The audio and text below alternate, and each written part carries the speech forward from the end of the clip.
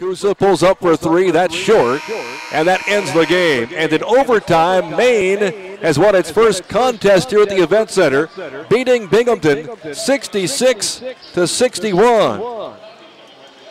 So a tip of the hat to the Maine Black Bears. Never gave up. They were down in the first part of the game 9-0. Couldn't buy a basket to start. But the Bearcats, unable to buy a bucket for a lot of the second half, ended up shooting just 33% and 17% from beyond the arc against that 2-3 zone. And Maine holds on for the victory in overtime, 66-61. So Binghamton now in the conference goes to 1-1.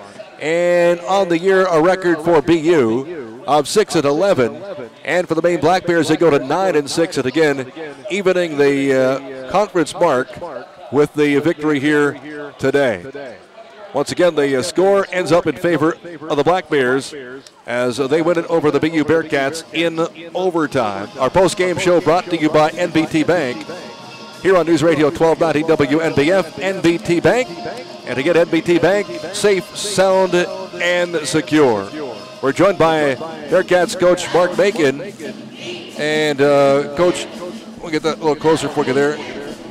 But a tough one today. The Bearcats just couldn't get any runs going against Maine. They hung in there. A good start for the Bearcats, but down the stretch just unable to get any distance between themselves. And we got a slow, simmered butt kicking. That's about as well as I can explain. I think Maine came in here and had a game plan. We had a game plan. Theirs worked, and ours didn't. Had guys come out and play well, but we settled. We settled for three-point shots and wasn't attacking the basket until almost the last 10 minutes of this game, and then the 5 minutes before Greer fouled out. We just weren't attacking where we're supposed to attack at. Attacking the middle and attacking the basket. They came in and they attacked our bigs, they attacked our smalls. Here you had a guy posting, you had a guard posting up our big guys, getting our big guys in foul trouble. I mean, it's uncalled for.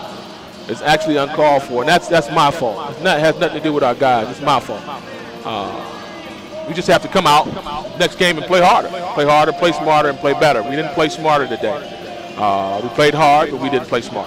Thought about settling for the threes. The 2-3 zone was tough to penetrate inside, and with the inability to make the three-pointers, and didn't leave you with a whole lot of options. Well, it wasn't tough to penetrate inside. I mean, you either penetrate with pass or dribble. You have to know how to hit gaps. And the 2-3 was just a zone to slow you up and make you pass the ball around the perimeter. And I said that at halftime.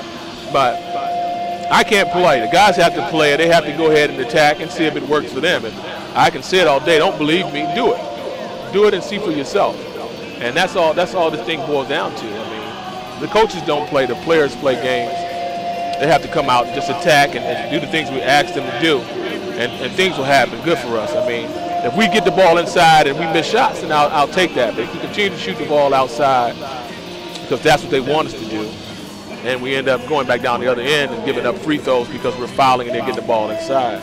You mentioned with Greer fouling out also, that took away pretty much the lone option in the game as far as somebody to slash down and drive. Yeah, well, imagine we had 14 turnovers, they had 15. We usually have 17, 18 turnovers.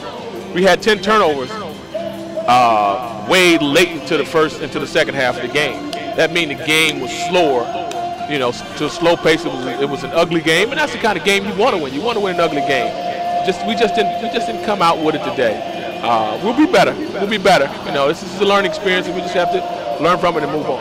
Coach, thank you very much. Appreciate it. Mark Macon joining us here on our post-game show from the Event Center. Again, being brought to you by NBT Bank, safe, sound, and secure. Back with more coming up from the Event Center in just 2 minutes on News Radio 1290 WNBF and across the Binghamton Bearcats radio network. Stay tuned for the